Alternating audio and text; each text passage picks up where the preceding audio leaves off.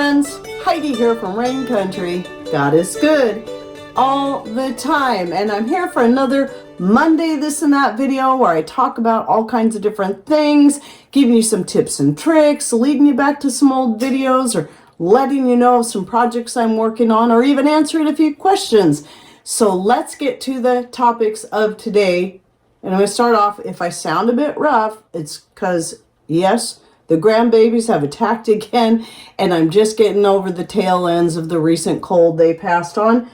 And this means in about 6 weeks, you'll see a few other videos where I sound similar. Just expect that. It's the same time. It's the same cold. It happens. The joys of having grandbabies. So anyway, let's talk about the burritos. So that's what is in my title, the main topic in my title. And I have not made burritos in a long time. Typically when I do, I'm immediately using some leftover beans from making the Tar Heel beans and cornbread, because of the herbs and spices I use in there are fairly mild. And, you know, spicing up burritos is not so mild. It makes it easier to just go ahead and add right to that and then add anything else to it. But I didn't have a fresh batch of beans and cornbread, and I'm like, man, I haven't made burritos in a long time, and that really sounds good. And so I decided what I was going to do. I remembered, oh, that's right, I have some dehydrated roast beef that I put up in 2023, and some dehydrated, just plain old pinto beans I'd cooked up. And so what I did was I got those out. I used half the jar, because it was a quart jar, of the pinto beans, and then most of the pint jar of the beef roast pieces. And I just put those in a pan, added a bunch of water. I didn't measure out the water because I just poured it in until it looked right. Started cooking it. I also added a jar of my homemade salsa to that, and then added the spices in and just started cooking it and keeping an eye on it. And if it looked like it needed more water, I'd add more water as it started absorbing the water and rehydrating the beans and the meat. And I did want to cook it a little longer anyway to try to get those beans kind of more to a refried bean state. Those turned out really good. I was so happy with the way the meat turned out, especially. And of course, to that, I also added some grated cheese and rolled it up in a tortilla, and they were really good. Of course, you could add some sour cream and guacamole to something like that. The main reason of me talking about this today was just to remind people of the benefits of having some dehydrated meats and beans. So I've done a video on, you know, why bother taking dry beans that are already pretty good for storage, cooking them up and then dehydrating it. And first time I heard about that quite a number of years ago, I'm like, isn't that a bunch of extra work? Then it dawned on me, oh, the difference is these have already been cooked. So it doesn't take a full day, 2 days, 3 days to really get them to cook to where they're nice and soft. They've been cooked and dehydrated, so it doesn't take long at all. On top of that, you don't have to worry about them going hard in food storage to where they're uncookable at that point, like your dry beans do. So dry beans will get harder and harder over time. Now, I've heard various tricks. Is it baking soda? I can't remember if it's adding a little baking soda to it. I know it has its other benefits to your digestive health when you're eating beans, adding the baking soda, but it seems like it was that people have said if you add that to the cooking water, that helps to soften the beans up that are older. But at any rate, doing this means not only do I have beans that are a little more readily accessible for cooking and a lot quicker, but I don't have to worry about them hardening over time, and having them in a dry form rather than a canned form, which I've done that too. I've canned all kinds of dry beans. You can do that, and those you can just pour out and heat up. You don't have to add any water to. But the thing about this is they take up less space in storage. And what if I don't want to use a whole quart jar? Well, of course, I would say this is would be this much here. This pint would probably equal about a quart of cooked beans. I'm thinking that sounds about right. So what I'm going to do is I'm going to link to the video I did on dehydrating meats. So this is specifically about dehydrating for those people who do not want or cannot afford a freeze dryer or do not have the space for yet another big noisy piece of machinery. You can dehydrate meat in a way that it isn't hard and chewy, but light and crisp, and will just crush in your fingers. And then when you add it to things like I did with the burritos, will cook up as if you added freshly cooked beef roast to that. But I'll tell you the trick. If you could still go watch that video, because I talk about the several different types of meats and how to use them, but it's a simple little trick. It's not, you can't just take raw or cooked meat, either one, and just throw it on dehydrator and dehydrate it and expect it to turn out like light and crisp. It's going to be more like jerky in that case. However, if you take the meat, it has to first be cooked, then frozen. So you have leftover chicken, leftover turkey, leftover beef roast, corned beef, elk roast, it doesn't matter what it is, fish. Stick that meat in the freezer, whatever's left over, stick it in the freezer, let it sit at least for a day, for a full 24 hours, so it's frozen all the way through.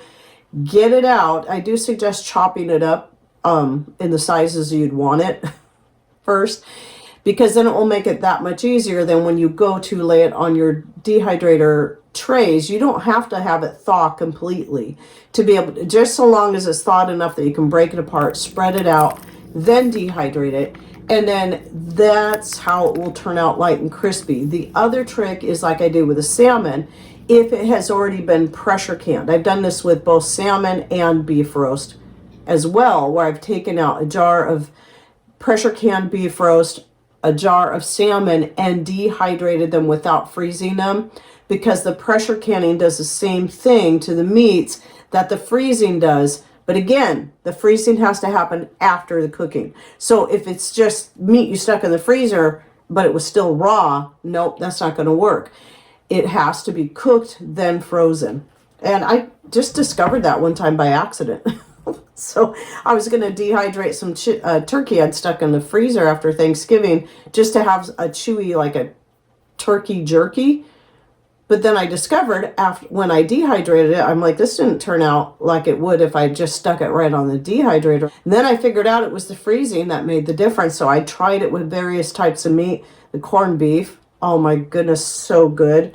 And I tell you what, those are such great snacks right out of the jar too.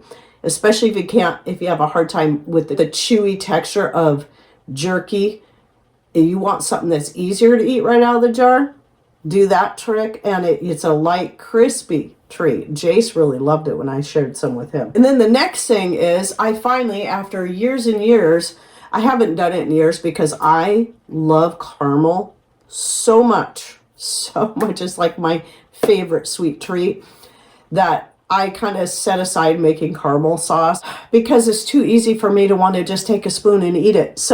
But I thought, man, I really want to make some caramel sauce again and get familiar with it again and eventually do a video on it. But it is actually a real easy process, and I will eventually do a video on it, but I'm going to wait a bit. But you really only need three ingredients, just your sugar, and I use organic cane sugar for this, butter, and whipping cream. That's all you need. It doesn't take very long to make, but there is a trick to it when it comes to caramelizing the sugar. So you put the sugar in the pan, you turn the heat up to, I find medium high is a good heat setting. And then as it starts to melt, you got to keep stirring it. Sorry, I don't have any photos of video clips of the process. Like I said, I'll shoot a separate video down the road when I go make it again. But you can find a lot of recipes online for this. But anyway, you keep stirring it as the sugar melts. And then once the sugar is fully melted and caramelized, you'll see it turn brown. Then you add your butter. So the amounts I used were, this will fill up better than a pint jar. You'll have a little extra. Was a cup and a half of sugar, and then 8 ounces of butter. So then you add that butter in and you keep stirring and keep cooking, and remember to turn the heat down as it goes. If it seems like it's getting too hot, you don't want your sugar to burn, because if you burn your sugar, it's going to have a burnt taste to it. And then once that butter is all melted, and you got to keep stirring it because it kind of wants to stay separated for a bit. Keep stirring it until it's very smooth You can use a whisk, but I find that, especially in the first part of the process, while the sugar is caramelizing, it'll get hung up. It'll kind of clump and then want to get hung up inside the whisk. And you want to keep moving. You don't want to have to stop and try to get that out of the whisk. So I find a slotted spoon works really well for that myself. But anyway, you keep stirring, and then once it's all fully blended and smooth, you remove it from the heat, wait a little bit, and then slowly, you want to be careful about that. You can't just dump this in, or it can have a rather explosive reaction. But you slowly pour in your heavy whipping cream, which is 3/4 of a cup. So you got 1.5 cups of sugar, 8 ounces of butter, and then the 3/4 cup of the heavy whipping cream, and you pour that in slowly and then blend it well. It's going to bubble up quite a bit, and just keep stirring it. This is where a whisk may be better. In this case, you can switch over to a whisk then. You just don't want to use the whisk in the first process while you're caramelizing the sugar. And then let it cool. You can, but you don't have to add vanilla to it. It just adds a little more flavor. I don't, even though I usually add vanilla to just about everything because I love it, any kind of sweet dish. Caramel just has its own distinct flavor and aroma that I decided to just leave it. And boy, it sure turned out really good. We've both been enjoying it. It's something you can use for dipping apples into, adding to your coffee if you want. Obviously putting on ice cream. I don't know if I still have a picture of this, but years ago I made a chocolate banana bread, and I took some of the caramel sauce and drizzled it over the top. And so it was a caramel chocolate banana bread. So that was pretty good. All the wonderful things you can do with caramel. But yeah, not something I do often. Like I said, it's been quite a number of years since I made it. Because it is, it's a lot of sugar. It's a lot of calories. But it can be a nice treat once in a while.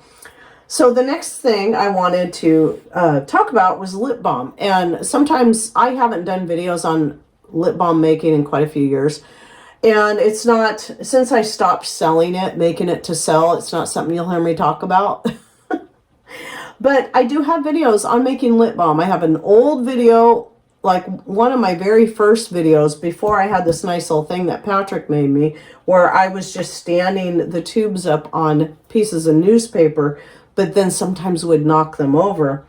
And then Patrick designed me this lip balm holder so that I would have, especially when I started selling it, I would have something to stand them upright in, and they would stay in place.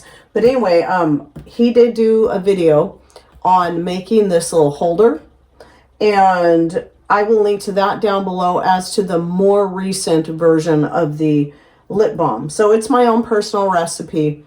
But I do use these. These are the remainders of when I stopped selling them. These are what were left. I've got 1 lemon, 1 lavender, and 4 nutmegs. So I'm just personally using those. Right now, the one I have in my pocket that I'm carrying around the house all the time is my star anise one. So it has a licorice flavor if you like that. And so I just use the essential oils in. But anyway, you can go check that out, the video. But honestly, the thing I use typically the most as lip balm is my homemade skin cream. In fact, since I still have a few of those smaller tins, the 2-ounce tins of skin cream, that makes the perfect size to carry in my purse. I can use it as a hand cream. I can use it if my face feels a little dry and I want to just dab a little around my eyes or something. And I use that as my lip balm.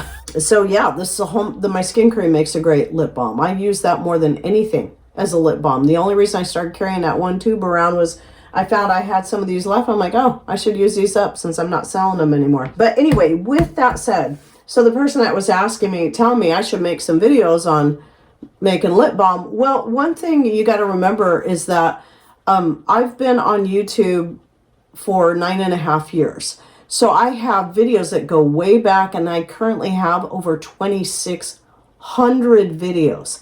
So they're all about all different kinds of things, like making your own self-care items, about gardening, about cooking, about you name it. And that's even after removing a whole bunch of older videos or videos that are now no longer allowed on YouTube. That's even after removing all those, and some of them going on over to Rumble where they are still allowed. But I wanted to give you a little tip that if you're wondering if any of your favorite content creators have a video out on such and such subject, I know it can be very time consuming to try to scroll back through 9 or 10 years worth of videos to see if they have one. You don't have to do it that way. It's actually really easy. So if you're on a computer, what you do is you go to the channel's main page and you'll see all the tabs. You'll have the videos tab, you'll have the playlist tabs, you'll have the post tabs. If you keep going over, you'll see a little search bar. Again, this is if you're on a computer. And in that particular search bar, not the one at the top, that one, all you got to do is put in the topic, lip balm. And it should pull up any or all videos that channel has on lip balm, including mine. And including the one where it shows Patrick making this lip balm holder. So if you're using a smart device, you don't get the benefit of having that specialized search bar for each channel. So you got to add an extra step. You only get the one main YouTube search bar. And so what you do is you type in the channel name, then the topic, or either way. You can put lip balm, rain country, or rain country lip balm, and then it'll pull up the videos from that channel, plus a whole bunch of other channels as well. But the ones of the channel name you put in there should be at the top. And that will work on Rumble as well. The difference is on Rumble, since my channel name is not Rain Country and there's no spaces allowed, it's all one word, Rain Country Homestead, then you'd put lip balm. Though, since those lip balm videos are far older than I had my Rumble channel, I don't know if they're on there. Some of the older videos I moved over there, but not all. All right, so anyway, now that you know how to search for videos, you can always just do those quick searches. And again, that's not just my channel, that's any channel that you follow if you want to see what they have. Not that I mind people asking, and I will gladly link you to them if I have them. But it will save you time, because it could be a while before I see your comment.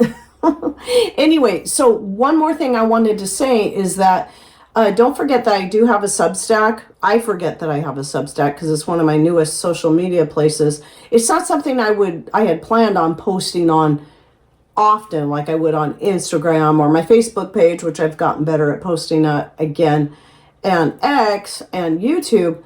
But it's just a place where I could, periodically write some kind of blog, link you to some videos, give you some tips and whatever, maybe even a recipe or two, kind of similar to the way I use Patreon, but a little bit different. Remember, everything is free. None of my content, no matter where you go, is locked down to only members or something like that. I'm bringing this up though, because I did do my most recent Substack post is on a topic that I cannot talk about on YouTube, but you may find it quite interesting. So go check out my Substack. The link to it is in my description box down below. So I don't think I'll be putting another post between now and the time you're actually seeing this video. So it should still be at the top, and you'll know, even if it's not, you'll know. It has to do with an old-fashioned medicine, I'll just say that. So that will help clue you in if you see this video later and maybe I have made a new Substack post. So just scroll down until you see something about medicine, and that should, you'll figure it out. And anyway, that's it for my this and that for the week. Any thoughts, ideas you'd like to share, please put those in comments down below. Remember, your comments, your likes, your shares, even your dislikes, help out our channel, help kind of boost us in the algorithm as best as possible. But the same thing goes with Rumble. All that stuff helps get us boosted in the algorithm, even if it's just a small amount, and we appreciate it. And thanks for watching. Take care, and God bless.